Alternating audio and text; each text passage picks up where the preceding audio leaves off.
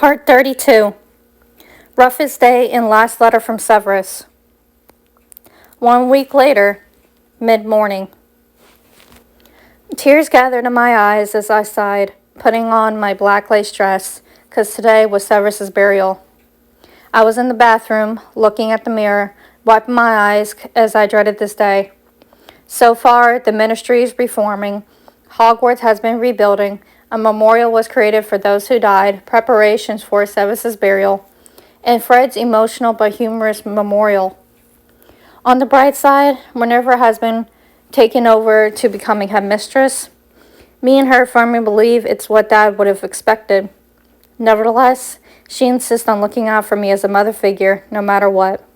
She also insists she'll visit me when she can throughout my life. But first, I have to get through this day. A day I didn't want or was prepared for. Fred's service was emotional enough, even though he wanted humorous things. I wasn't ready for this. I shook my head, pulling out of my thoughts as I heard footsteps. "Paige, can I come in?" "Yeah, of course." Minerva walked in as she looked at me. "You look beautiful, Paige. I think Severus would have thought so too, dear." I smiled through the pain. Even if I'm wearing black, something he wore the most. She nodded her head as she walked towards me and wiped my tears away. "What is it, Mom?" "We wanted to wait and see if you wanted to say any last goodbyes before they seal him up in the tomb for good."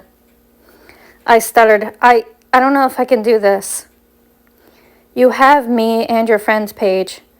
Potter is actually waiting for you. I may be headmistress, but that doesn't mean I stopped acting like a mother when it comes to you."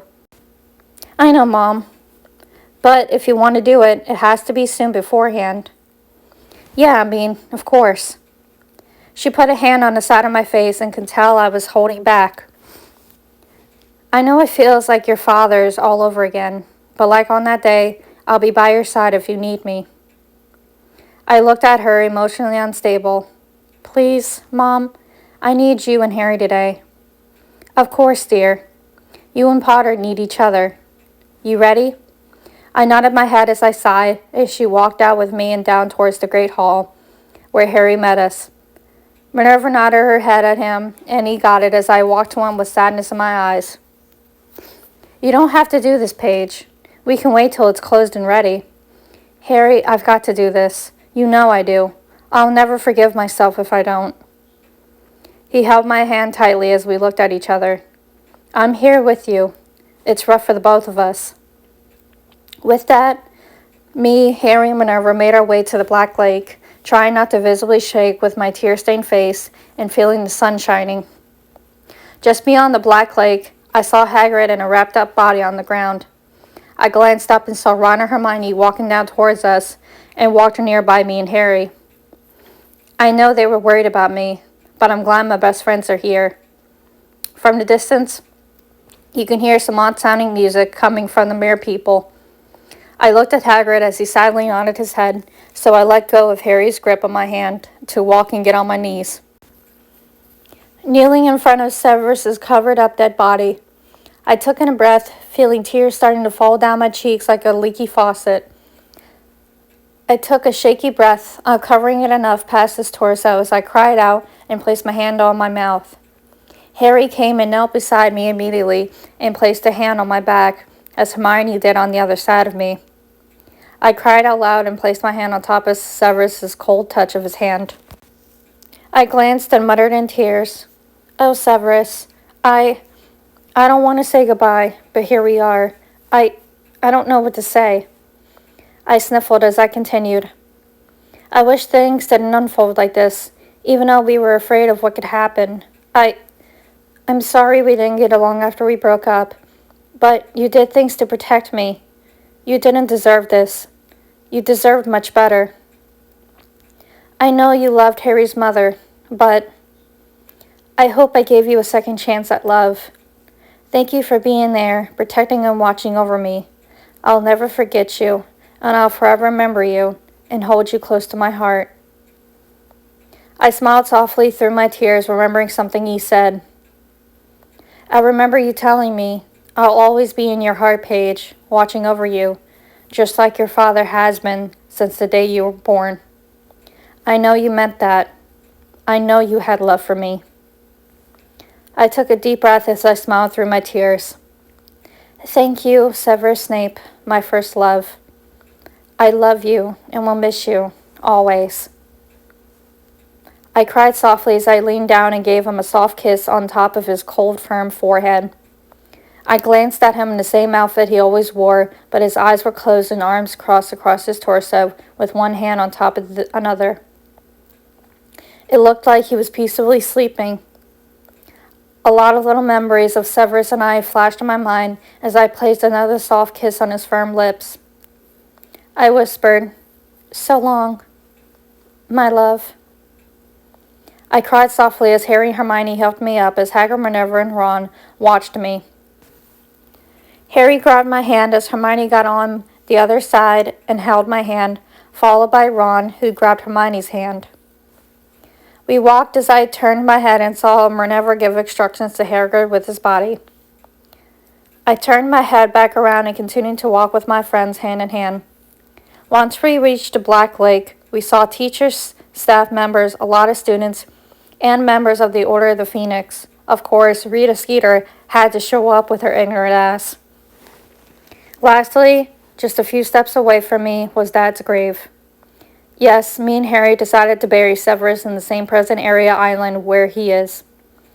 Anyone will be able to visit and pay their respects to either of them. Hermione let go of my hand as I went up to Dad's grave. Harry took a moment to pay his respects as I sniffled and said softly, "Hi, Dad. I love you and miss you." In the back, me and Harry spotted the Weasley family as they wanted to show respect. Knowing it was going to start soon, I fumbled with the letter in my cloak, pulling it out and staring at it. Harry saw what I was staring at and said, "Maybe it's time you read it while we're dealing with this today." I sadly nodded my head, unfolding and reading the letter, as I could even hear the words spoken by Severus. "My dearest Paige, if you've come upon this, I'm afraid it means I'm dead. I never intended for things to turn out the way they did. The events that unfolded happened in the most unexpected way possible. Please understand that. I hope you now understand I didn't have a choice in the matter. My heart burns with sorrow in the flames upon certain mistakes I'm not proud of. These mistakes have carried a burden on me, some of which you discovered and were told by me. I know I appeared to be dark, mysterious, cold, and bitter on the surface. I did everything I could to protect you and Potter, which you later discovered yourself. If it mattered to your father, it ended up mattering to me too, the feeling of the need to protect, especially you, Paige. I've looked out for you since after the death of your mother. I'll admit that love burns deep within me somewhere deep down. It's because of you, my love, that you saw through my hatred, flaws, and coldness. You took the black hole growing from my heart and healed it with an everlasting burning light. Everything I told you on that fateful last day we had together, I meant every word. We had intercourse together because of the deep connection we shared, which neither of us could deny. I have had love for you since day one, continuously feeling the need for love and care lasting in my soul. Yes, I've come to deeply love Lily Potter for many years, but you gave me a second chance to find love again. I cannot ever repay you or thank you enough for that chance. If I was still living, yes, I may have just thought about marriage with you someday. That's how serious I was about love when it came to you, even if it didn't appear that way. I protected you since you were a baby, Paige. I watched you grow into the glorious, beautiful woman you're becoming. Maybe now, Potter can truly see the truth that lies beneath and see how brave of the man I always was. That I was there, lurking in the shadows, protecting him since year one. I was both good and bad, but I know it didn't appear that way, and I hope you and Potter understand it all and my reasonings. Whether you know it or not, Paige, I was there by your side as well, watching over you and Potter. I realize I may not be around for the important moments that lie in your future. But please live your life happily the way it should be. Please do it for me. I want you to get married and have children of your own. Your father would have wanted it too. Like I said on that fateful day, love, I'll always be in your heart like your father has been. Always. Thank you for showing me love and that small glow I didn't know I needed. We'll see each other again one day. I know it. Please smile or laugh when you think of me and all of our memories. Please don't cry or be angry at the world. Thank you, my love. Thank you for everything you've given me. I love you always. With love, Severus Snape. I glanced at Harry as he looked at me with tears trickling down my face.